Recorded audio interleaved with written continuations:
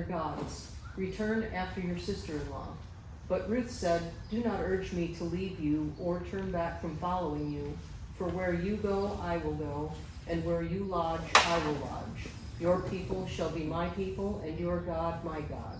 Where you die, I will die, and there I will be buried. Thus may the Lord do to me, and worse, if anything but death parts you and me. When she saw that she was determined to go with her, she said no more to her. So they both went until they came to Bethlehem. And when they had come to Bethlehem, all the city was stirred because of them. And the women said, is this Naomi? She said to them, do not call me Naomi, call me Mara, for the Almighty has dealt very bitterly with me. I went out full, but the Lord has brought me back empty. Why do you call me Naomi, since the Lord has witnessed against me, and the Almighty has afflicted me? So Naomi returned, and with her Ruth the Moabitess, her daughter-in-law, who returned from the land of Moab. And they came to Bethlehem at the beginning of barley harvest. Okay, so there is a lot here, and we will look at it a little more closely. And I think it's maybe best if we look at and then talk about the verses as they are in our study guide for us. And so you'll see this is titled Ruth's Loyalty. Contains a very famous or pretty well-known passage in the Bible. And it's often quoted and used.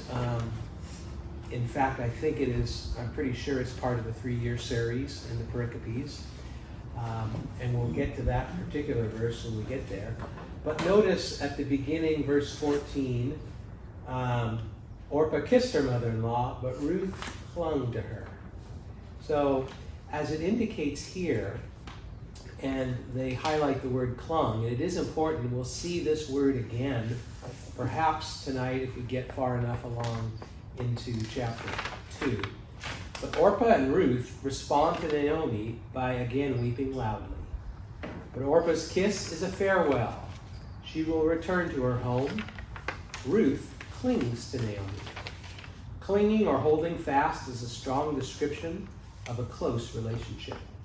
To cling is to hold tightly, not to give a sidearm hug or a handshake. The term can also refer to Israel's ideal covenant relationship with Yahweh. As we know, one metaphor for Yahweh is the groom, and his people, first Israel and then the new Israel, the church, are his bride. Yahweh clings to his people through his promises, and his people cling to him in faith. Ruth clings to Naomi with the same fierceness and commitment. Her actions are startling, but in a moment, her words will be even more so. So we have, again, the two women, both of whom are foreigners, both Moabite women, and taking two different paths here at a crossroads, a critical crossroads. But they're in somewhat the same relationship, right? They had their mother-in-law, Naomi, was Jewish, her husband, Elimelech, and then their husbands, Mahlon and Chilion, all were of the household of God or the Jewish descent, and they were foreigners, right?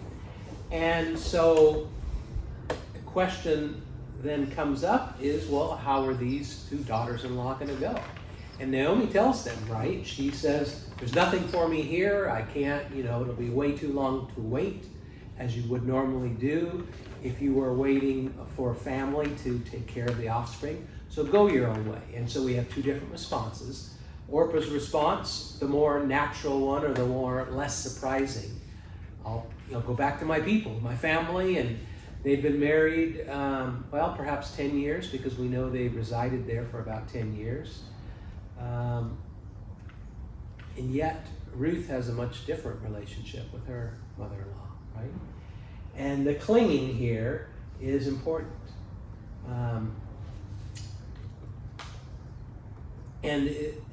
This talks about a fierceness and a commitment. And you can think of it, and you think, or you can picture kind of a child clinging to their mother. when they're in distress or if they're frightened. That kind of picture is the picture.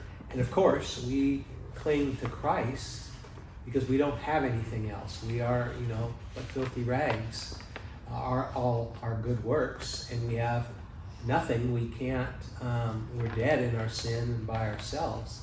Yet, by faith, Christ brings us, like we see the picture of the little lamb wrapped around Jesus as the Good Shepherd.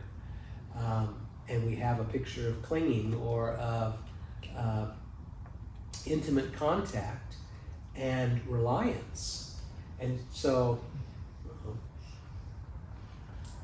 And we have forks. come on. Okay, so I guess I have to touch this every so often or it'll go away. Okay, so verses 15 through 18, then as our guide indicates. And she said, this is Naomi speaking, "See, your sister-in-law has gone back to her people and to her gods. Return after your sister-in-law." But Ruth said, "Do not urge me to leave you or return." And here is, the famous passage that is quoted and is part of the pericopes. "Do not urge me or turn back from following you, for where you go, I will go, and where you lodge, I will lodge. Your people shall be my people, and your God my God." So this is a confession of faith. It's a confession of commitment, and it's complete, right? Whatever you do, whatever you eat, I will eat. Wherever you stay, that's where I will stay. Your people are my people. And if we think of, again, our picture, like, for example, Romans 5, where we're adopted into the family of God and we're grafted in. And if you graft a rose or you graft any kind of a tree, it is a part. It can't be ripped away or it can't be easily separated. It's a part of and becomes tied together. And this is, again, another picture of her declaration. It's a declaration of faith. And at the end, your people will be my people and your God my God. And if you didn't quite believe me, where you die, I will die. And there I will be buried. So it's a permanent commitment, right? And if that weren't enough, here's her oath, right? "Thus may the Lord do to me and worse, if anything but death parts you and me." So we have also then a picture that reminds us of our marriage commitment and oath, right? "Till death do us part." And a lot of people in newer vows, or you write your own vows or whatnot, that's not often, that tends to get lost or dropped, right? But here's a picture of Jesus, and, his bride, the church, and commitment by Ruth that's saying, "Do anything to me if anything but death separates us." So that's, about as strong a vow or a commitment as you could expect, right? Mm-hmm. I was just thinking, it's a good thing Ruth's husband didn't follow the old command there of don't associate with foreigners. Mm-hmm. Yes.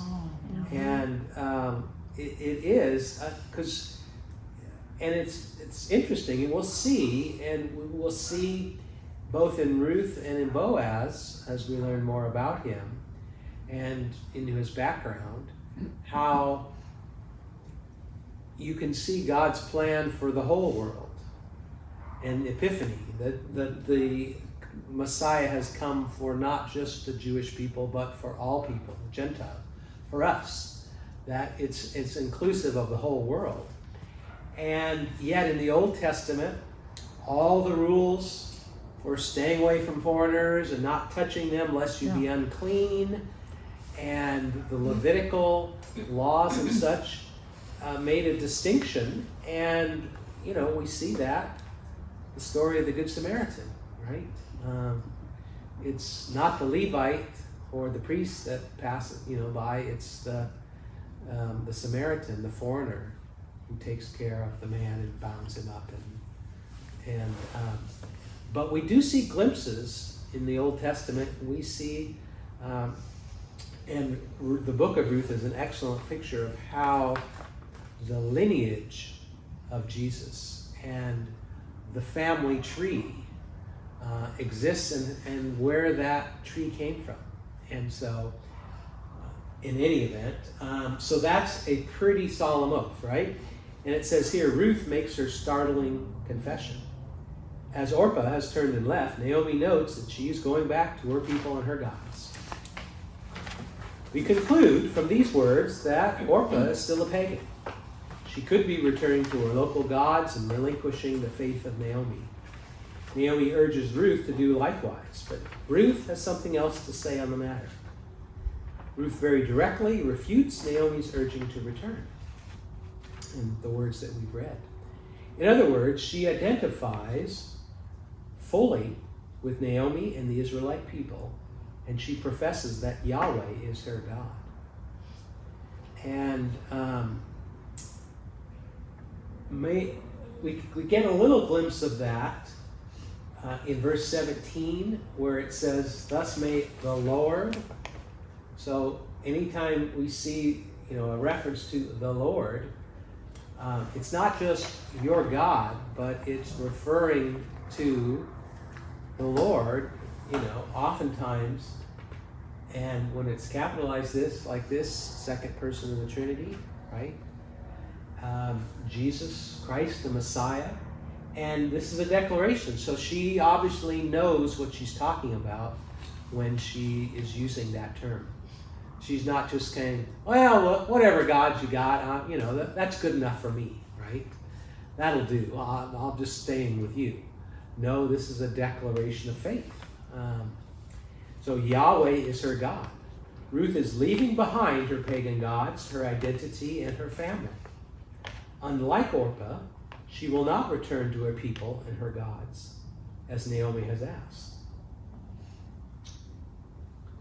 Any questions or any comments about those verses?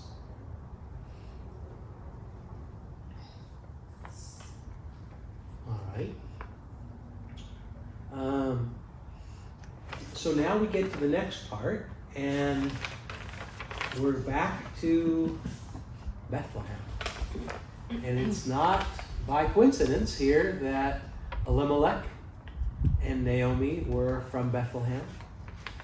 And the place is important. The context is important.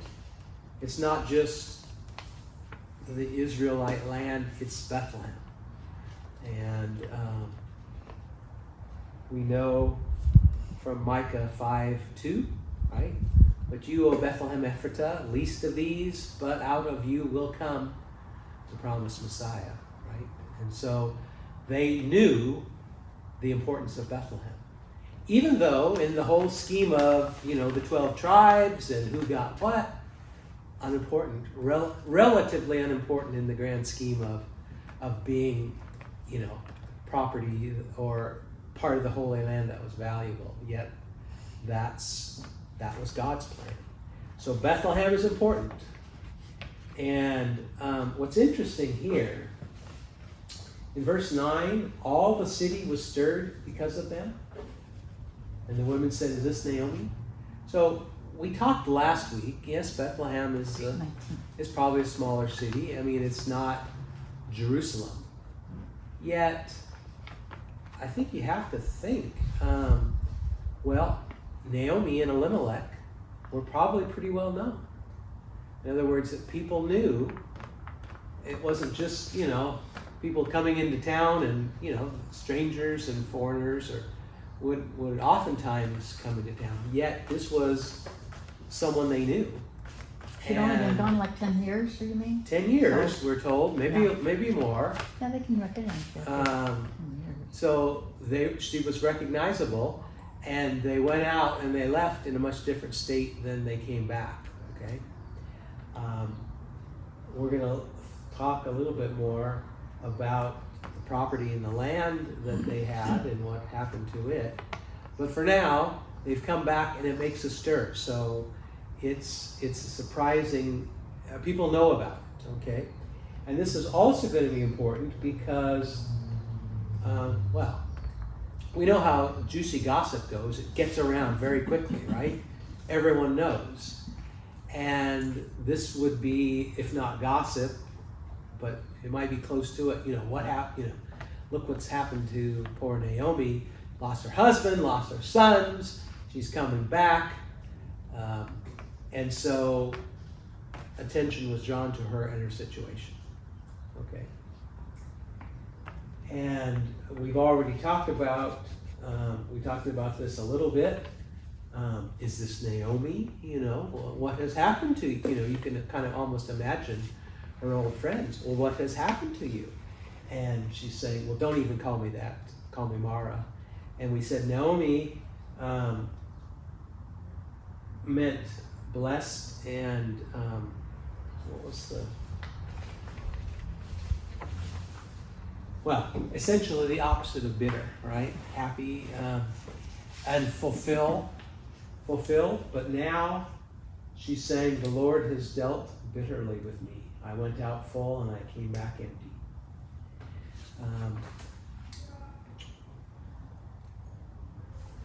So Naomi returned, and Ruth the Moabite, her daughter-in-law, with her, returned from the country of Moab, and they came to Bethlehem at the beginning of barley harvest.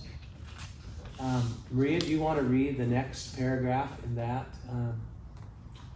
where it says after the previous section?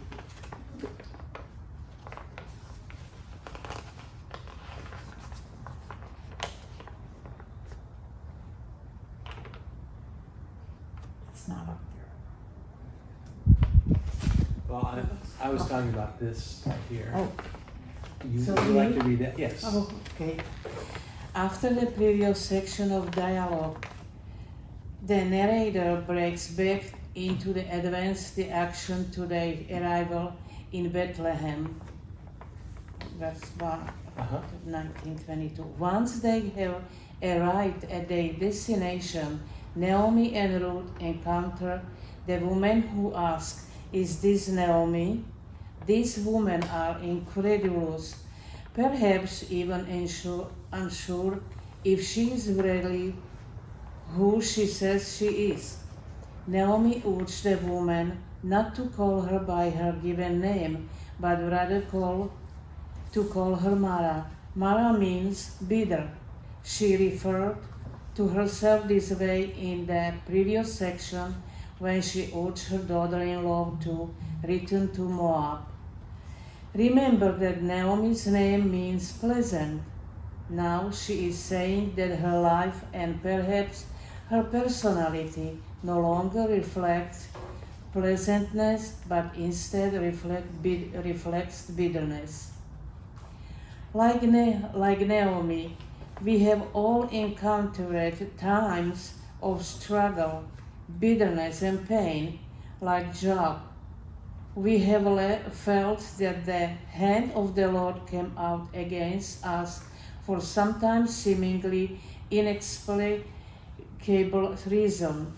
We have felt as thought He is absent and not working in our lives. Often, God in His hiddenness seems distant, cruel, and arbitrary. The temptation in those times is to try to figure out what God is doing and why. Have we sinned in some specific way, or do we need to change or do something differently? Or perhaps, like Naomi, we resign ourselves to our suffering and turn ever inward, wallowing in our misery and blocking out all around us. Okay, so I'll stop you there for a moment. Thank you. So we can, I think we can all identify with the fact that sometimes things aren't going the way that we want them to. And oftentimes that's a reason for people saying, well, you know, there is no God. How can this evil come upon us, or this calamity, or, you know, we can't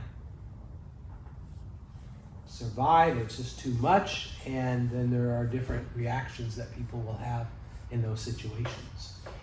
And what's interesting here is Naomi basically says, you know, the Lord giveth and the Lord taketh away, and he's taken a lot away right now, right? And she's bitter about that, and she attributes that to God. She doesn't necessarily say, oh, I've done something wrong, or what should I, but she acknowledges that the Lord is almighty, right? He is all-knowing and omniscient, and he has let this happen. And she doesn't know why, and so in return, she's just saying, you know, I'm resigned, I'm bitter, don't call me pleasant, that's my former name, right? But she still identifies what is happening to her with God, you know, taking his hand of protection away. And as this indicates, you know, it's often, that's an easy kind of, well, what did I do wrong? Or what could I have done? Or how should I change? Sometimes we just, well, we can't see the big picture, and we don't understand, and we are very impatient. So as a result, that can be a tough time. And we you know, you probably know people that have had things that have happened to them, or health problems, and they blame it on God and they leave the church, or, you know, something else happens. And we can relate to that. Well, in that instance, and we do face those times, what are things that we can do ourselves, or should do in that kind of situation? I don't think so. If we can do something, I think it's everything under God's control. Okay. We will never understand why was happening terrible things. Example like, I don't know, divorcing, or so many bad things happen, people. So the human brain or human cannot understand why was happened. What we can say, well, some can say God was punishing us, or it's God's way. That's what I understand that. And I will never ask why. It happened, and we have to handle it. And how do we handle it? What tools, or what has God given us? To me, how can I handle an unpleasant situation? I just come and pray. Exactly. The hymn, when we're weak and heavy laden, what do? Take it to the Lord in prayer. Yes. Right? And that's exactly right. And so we do have, God asks us to take everything to him in prayer. And it's true, we often maybe are praying or getting down on our knees more when times are rough than when everything's going great. But take everything to the Lord in prayer. And it can be a comfort, and Jesus tells us that that's what we ought to do. We have friends, especially our church friends and members of the household of faith, who can be with us that can comfort us, that we're not alone. We have our pastors, we have others within our church community, and we've got the Bible. And we forget at times, and we don't, it's just part of our sinful nature. Yet, God gives, take it to the Lord in prayer.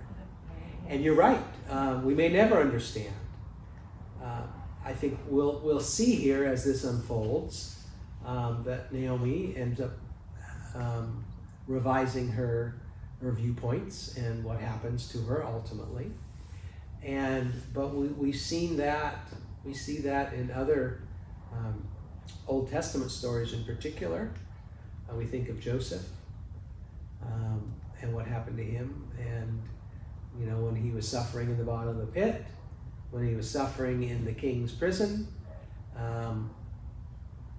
and yet all part of the plan. And we don't know the plan, and we can't comprehend it, yet we know that God is good, and that he loves us, and that he doesn't give us more than we can handle in terms of temptations and in issues. And so taking it to the Lord in prayer is a way in which we can handle this and deal with it. So right now, though, Naomi is not feeling like taking it to, she's hurt, okay? But we see,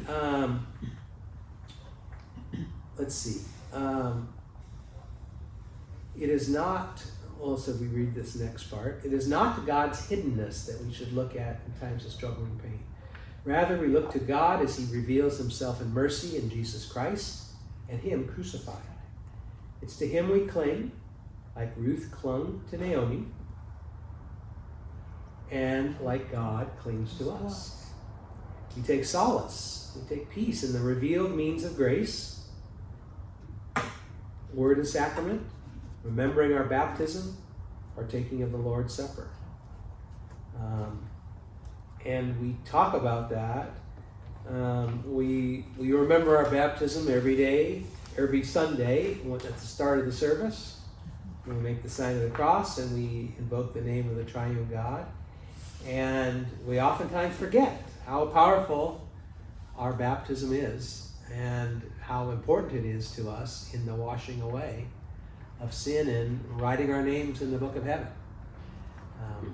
And so those are very important here. Let's see, questions. Can you think of a time in your life when things looked dark and God seemed distant? So what did you cling to? We kind of talked about some of these things.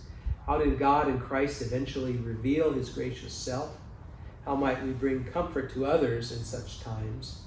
And where should they look? And so I always think of Romans 8, where Paul wrote, there's nothing in all creation that can separate us from the love of God.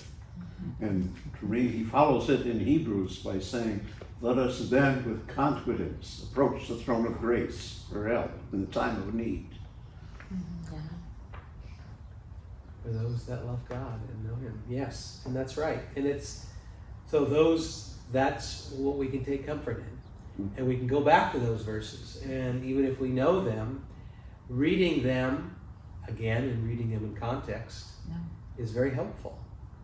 And it's okay if you read it over and over. Sometimes you think, I just have to say this again and again. You could still be doing other things. Well, maybe it's just me. I'm also doing stuff, but I'm still saying these words. I just have to repeat it. Well, we pray the Lord's Prayer. That's right. Often, right? That's and we know right. that one pretty well. And yet, at different times in our lives and in different times, parts of it can affect us differently. And what we remember, from our instruction and catechesis about the Lord's Prayer and all that it has to offer for us. So we've got a picture here, and we've got a story, and we've got an interesting story here. And now we've got a time setting, right? So we know that they came to Bethlehem at the beginning of the barley harvest. And so we know that the famine is over, right? That's why they came back from Moab rather. And now it's the harvest. So it's the barley harvest, and then following that, I guess the wheat comes after that, and I don't know exactly the time of the year, but it's a time of gathering in, and obviously with a harvest, that's where the food is, and then the food is brought in. And so we're going to see in chapter 2 what happens here. Okay.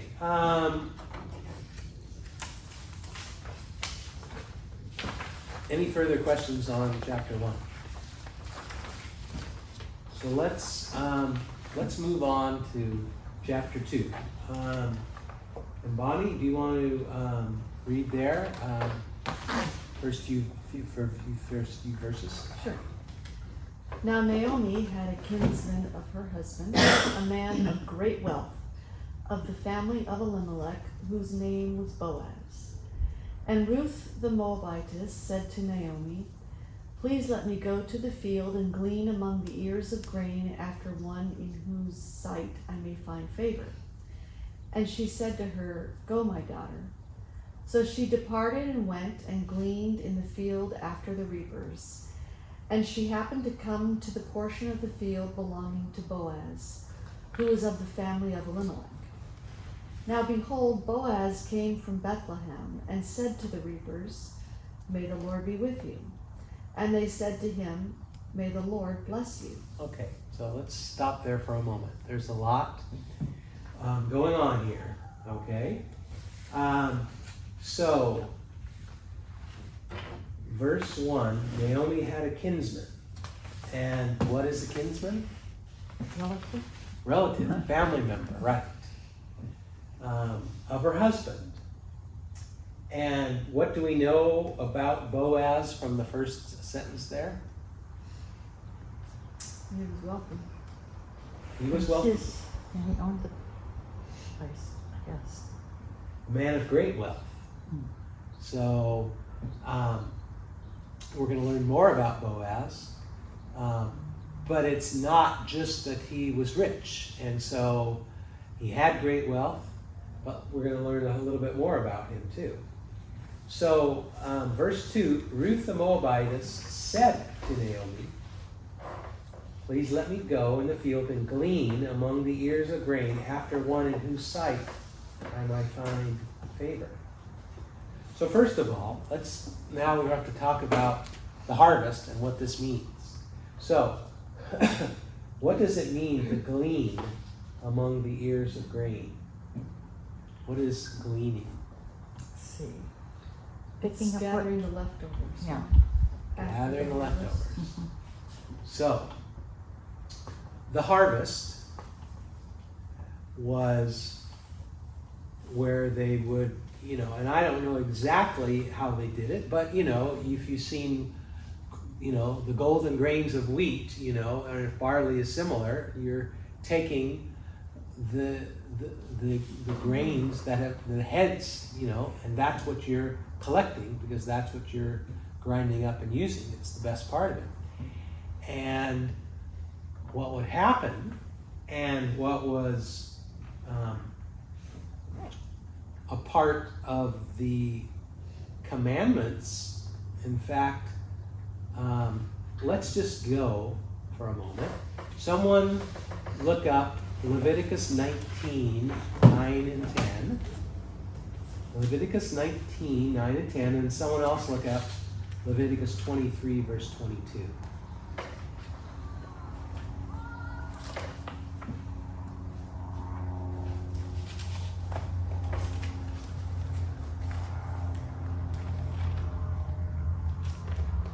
Okay, Bona, do you have 19, 9 and 10? Okay. When you reap the harvest from your land, you shall not reap your field right up to its edge, neither shall you gather the gleanings after your harvest. And you shall not strip your vineyard bare, neither shall you gather the fallen grapes of your vineyard. You shall leave them for the poor and for the sojourner. I am the Lord your God.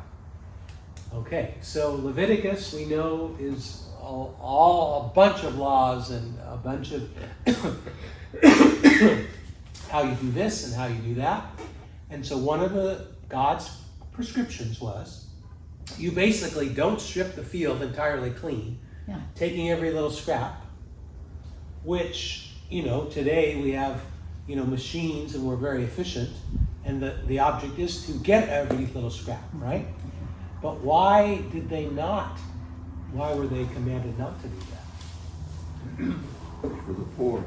For the poor and the sojourner, okay? So, and there's a little bit of a difference in the Bible between a sojourner and a foreigner. A sojourner is someone who is living there temporarily, right? Sojourning in the land, just like Jesus temporarily lived in Egypt when he was a young baby. And so God specifically said, do not go up to the edge, don't leave the gleanings, leave the leftovers, so to speak, for the poor and the sojourners. So he was providing for, out of the abundance of the harvest, a little leftover for the poor. And so what would normally happen then is they would be reaping the harvest, and then the poor later could come and glean and pick up what was left. And so there'd be a little bit, not a whole lot, but there'd be a little bit, and there'd be on the edges, and they weren't going back and picking up every scrap. Okay? What's Leviticus 23:22 say? Daryl, do you have that one?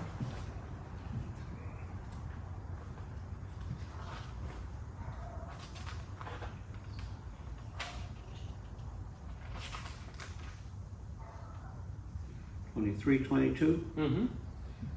And when you reap the harvest of your land, you shall not reap your field right up to its edge, nor shall you gather the gleanings after your harvest. You shall leave them for the poor and for the sojourner. I am the Lord your God. Okay. And how about Deuteronomy 24:19 through 21? Deuteronomy 24:19 through 21. Susan, will you find that one? Just read that for us. When you reap your harvest in your field and forget a sheaf in the field, you shall not go back to get it. It shall be for the sojourner, the fatherless, and the widow, that the Lord your God may bless you in all the work of your hands. When you beat your olive trees, you shall not go over them again. It shall be for the sojourner, the fatherless, and the widow. When you gather the grapes of your vineyard, you shall not strip it afterward. It shall be for the sojourner, the fatherless, and the widow. If you think of the hymn that we would sing and what Pastor now will routinely say when the offerings are brought up, we give thee but thine own, whatever the gift may be. All that we have is thine alone, a trust, O Lord, from thee. And so we think about it, God has given us the land, right? He gave the land to Adam and Eve and told them to be caretakers.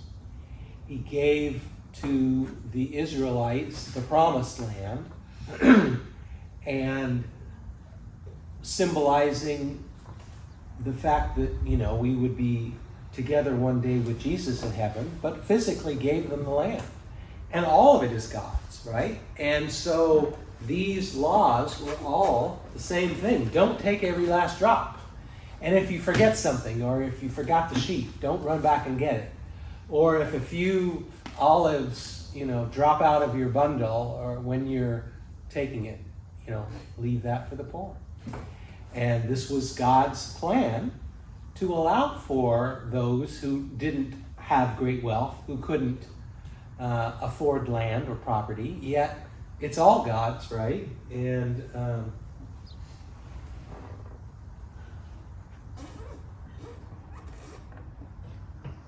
Too bad we don't have that attitude now in a way. I mean, they'd have the police out there so fast arresting those people on the side. I mean, it's just right. so backwards. Yes, it is. It's, And, It's good to study this and remind yourself. well, and this was God's plan, right? I mean, Yeah, this was the way he there are planned it. ways to take care of the poor.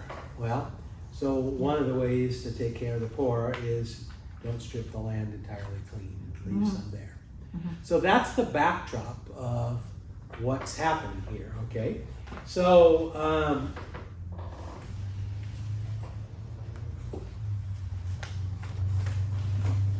so Ruth then says, let me go in the field and glean. After one in whose sight I may find favor. So she's got something particular in mind here, right? This is not necessarily just let me get some food so we don't starve. She's got, call it an ulterior motive, call it another motive too. In whose sight I might find favor. Think of Ruth now. She is with Naomi, but she's the young, strong one. And so she's the one who is going to be out, working for her mother-in-law to support them. She's the one who's got to go out and earn the bacon. So so she in particular says, well, let me, see where I should go. And she said to her, go, my daughter. Okay. And she refers to then, and I don't know if there's a distinction between, daughter-in-law, but this is, my daughter. I mean, their family unit, they're tight, right? Go, my daughter. So she departed and went and gleaned in the field after the reapers, and she happened to come to the portion of the field belonging to Boaz, who was the family of Elimelech. And we'll see here,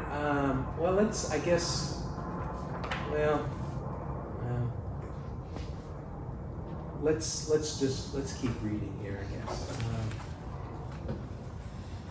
because our lesson guide talks about some of this that I want to talk about anyway, and I may be jumping a little bit ahead of myself. Avona, can you read the paragraph starting, these commandments from God are not separate or random? These commandments from God are not separate or random. Such provision in the fields is one of the ways to love your neighbor as yourself. Luther's explanation of the fifth commandment in the Small Catechism includes both the negative and the positive meanings of the commandment not to murder. We should fear and love God so that we do not hurt or harm our neighbor in his body, but help and support him in every physical need. The commandment to leave sheaves in the field and edges unharvested is an example of how to understand the positive aspect of the fifth commandment. It's one way to help and support your neighbor in his or her physical needs. This demonstrates the spirit of the law and goes beyond the letter of it. Not only should you not harm your neighbor directly, but you should also attend to your neighbor in need. Okay, and this is kind of important here, Yeah. Talking about the spirit of the law. So Jesus is very harsh, right, on the Pharisees and the Sadducees. They've got all the laws, right? Yeah. And they keep them and they multiply them to the nth. But what does he say? He says, you're not focusing on what's important and you're missing the intent. Man, let's see, how is it? Man was not made for the Sabbath. Sabbath was made for man. When the Pharisees saying, why are your people out there eating, picking grain on the Sabbath, right? They're doing work. Why? And Jesus is telling them that the spirit of the law is not, don't do any work when you're starving. The spirit of the law is you should be using God's gifts that he's given you when he's given them to you. And here, in Martin Luther with the fifth commandment, help and support him in every physical need. Well, they thought, you just shouldn't kill your brother, right? And Jesus says, well, what does that mean? Well, that means support him in all your needs and also attend to the neighbor in need. And so the spirit of the law going beyond the letter of it, right? Okay. Vona, you want to continue on with that next paragraph? Okay. Even with this commandment protecting the right of the sojourner, widow, and fatherless to glean, Ruth is still concerned with finding someone who will look on her with favor. This seems strange, but it is an indication of the sad fact that sometimes such careful attention to the spirit of the Ten Commandments was lacking among the Israelites, and indeed among all people, including us. Therefore, Ruth is putting herself at risk by going to glean in the fields. This is why she's concerned with seeking someone with whom she will find favor. So not only is Ruth the one to take the initiative in providing for them, but she's also willing to take a great personal risk to do so. This shows us that Ruth, though formerly a pagan, is able to see and understand the spirit of the law. Unlike those who should recognize and act according to the law gifted to them, Ruth is the one who goes above and beyond its letter in order to serve Naomi. Okay, so here, it's a slightly different version of it. Whose favor? I mean, I think that this is right, but I don't think it's the whole answer there. In terms of being, it's not necessarily when she says, "Whose side I may find favor." It doesn't mean necessarily I want to find some kind of family member who I feel protected and who I don't think that, I'm going to be abused or molested in the fields, which is a concern, and we'll see this addressed later on in the story as we continue. But I think it's more than that as well. But she is clearly, she's going out to work in the fields, and that's a tough job, and there's, it's not necessarily backbreaking work, but you're out in the fields and you're not protected anywhere with the sun, and it can be could be a dangerous spot to be. Okay. Daryl, could you read that next paragraph where it says in verse 3? In verse 3 then, Ruth happened to come to Boaz's plot of land. But in Hebrew, the narrator is making it clear to us that Ruth's happening to happen upon Boaz's field is no accident. With a wink and a nod, the narrator points to Yahweh's hand without saying his name specifically. Yahweh has made sure that Ruth would find this field, and by this, he is answering Naomi's prayers and laments concerning her emptiness. He has prepared a way for Ruth to safely glean, which begins to fulfill their physical emptiness. Bonnie, could you look up Genesis 24, 10 through 21? Or no, you can't. Okay, you can use this Bible. So while she's doing that, some of this, and it's interesting because we don't know the Hebrew, right? So we have the English translations, and so some of these phrases we don't understand quite the way that the reader in Hebrew would understand them, and we'll come to that in chapters 3 and 4. But here, when when it says "happen to come upon," that it isn't just by accident. And I like it when they talk about a wink and a nod, the narrative. So we have a story being told here, right? And it's in a narrative form. And we have the narrator speaking, and then we sometimes have the active participant speaking and talking to us. But the reader, one who is familiar with Hebrew then, would understand that this wasn't just a coincidence. And in fact, much of the Bible, or much of what God does, people might want to argue, or to, well, that was just happenstance, that I just happened to find exactly what I needed, or this person happened to come along in a moment of need and have exactly what I needed. Well, we like to believe that coincidences are not simply that, but God taking care of us, either through angels or other means that he puts, directly there. And so it's not just a lucky happenstance. Okay, do you have the Genesis one? Genesis 24, 10 through 21. Yep.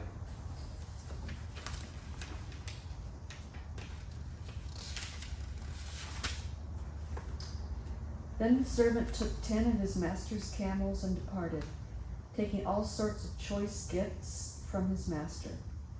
And he arose and went to Mesopotamia, to the city of Nahor. And he made the camels kneel down outside the city by the well of water at the time of evening, the time when women go out to draw water. And he said, O Lord, God of my master Abraham, please grant me success today and show steadfast love to my master Abraham. Behold, I am standing by the spring of water, and the daughters of the men of the city are coming out to draw water.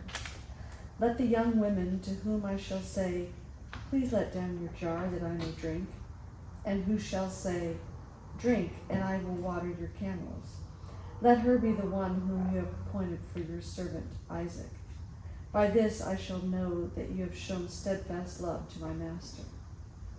Before he had finished speaking, behold, Rebekah, who was born to Bethuel, the son of Milcah, the wife of Nahor, Abraham's brother, came out with her water jar on her shoulder. The young woman was very attractive in appearance, a maiden whom no man had known. She went down to the spring and filled her jar and came up. Then the servant ran to meet her and said, please give me a little water to drink from your jar. She said, drink, my lord. Okay, so that's it. We remember that story of how the servant is to find a wife, right, for Isaac. And what does he do? He prays that God would help him. Mm-hmm. And he prays very specifically, I'm picking the good time to go down when all the women are going to be down gathering the water, right? And lo and behold, there's Rebekah, an attractive maiden who was not engaged and was a virgin. And lo and behold, that's who God had arranged, for Isaac. And so the power of prayer, the power of faith, and I want to, think that in this instance too, and the writer is saying that the Hebrew, this wasn't just a lucky coincidence. This was part of God's plan. Okay? So, now Boaz came from Bethlehem. So, he's a man of very great wealth, all right? Is he likely to be in the fields all the time, working? No, that's what the workers do, right? But he just happens to be there. He just happens to dock to them, right? Well, not necessarily a coincidence, right?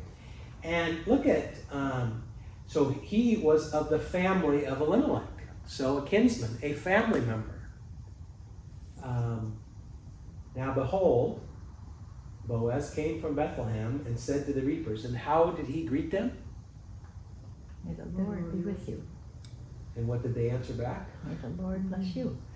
Okay, so what can we glean from from those sentences there, those phrases there? What does that tell us? He noticed her. He noticed her, and what is his relationship to his workers? Said they were quite close. Yeah. And his faith is evidenced. Yeah. Like when you come up to your workers, you might, normally say, hi, how's it going? Or, good morning, or how was your night? Or, may the Lord be with you. Yeah. Okay, so it's a declaration of faith. And that's the Aaronic blessing, right? May the Lord bless you and keep you. Make his face shine upon you and be gracious. And their answer was, may the Lord bless you.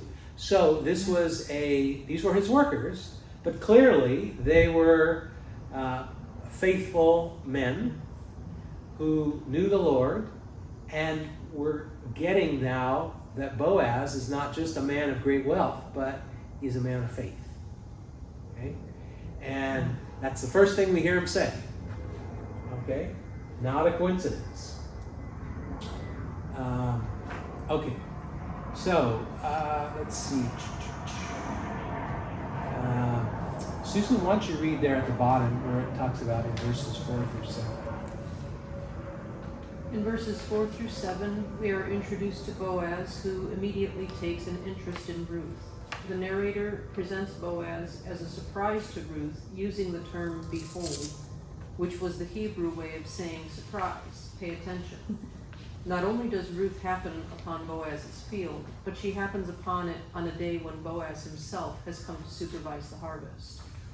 The greetings between Boaz and his reapers are pretty standard, but they do tell us something about what kind of man he is. Boaz greets his workers in the name of the Lord, indicating his faith in him. After greeting his workers, Boaz's first order of business is to understand who Ruth is. He calls her a young woman, giving us a clue as to her age. Boaz's foreman gives an account of Ruth's ethnicity, her relationship to Naomi, and why she is in the fields. She asks to please be allowed to glean behind the reapers. Ruth had worked hard so far during the day with little or no rest. Okay, so we learn a few more things here that the story unfolds for us, okay? He immediately notices the young woman, right? Now, think of it. He's got to have a lot of reapers and a lot of people, because these are substantial fields, and he's a man of great holdings. But he just happens, and he goes to his foreman, as it says, the servant who is in charge of the reapers. Whose young woman is this? So he's already, she's caught his eye. Checking her out. Okay, and so as it indicates, she's this young Moabite woman. So she's a foreigner, but she's the one who returned with Naomi from the land of Moab. And she said, "Please let me glean and gather after the reapers." Thus she came and has remained until the morning until now. She has been sitting in the house for a little while. So we learn also that she's a hard worker, and we learn more about her and her immediate perception and reception by Boaz, right? Let's see. We're not gonna. So let's just read a little bit more here.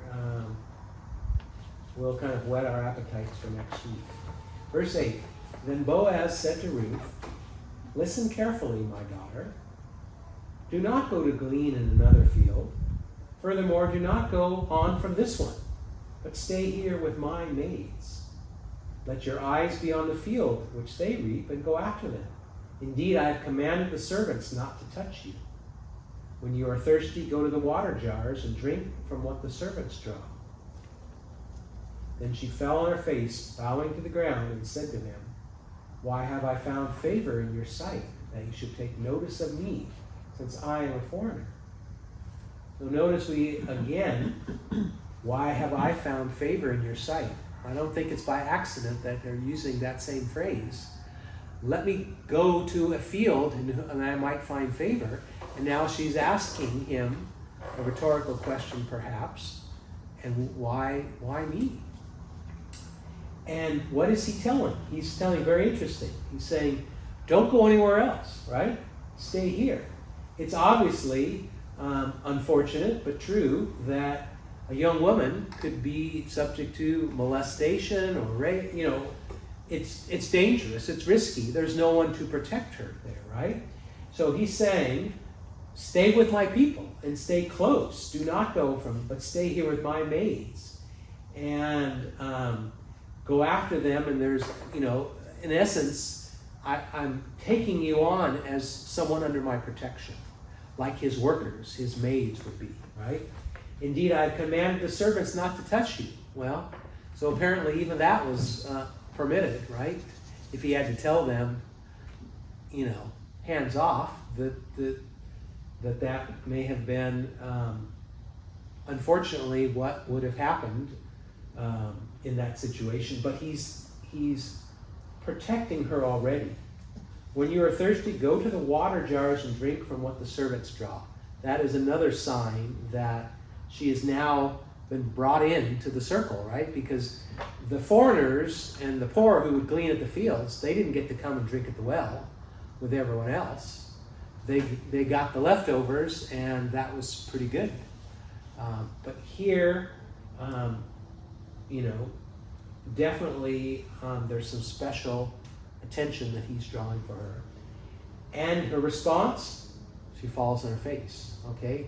A bow of submission and thankfulness, and why have I found favor? And I'm a foreigner, okay?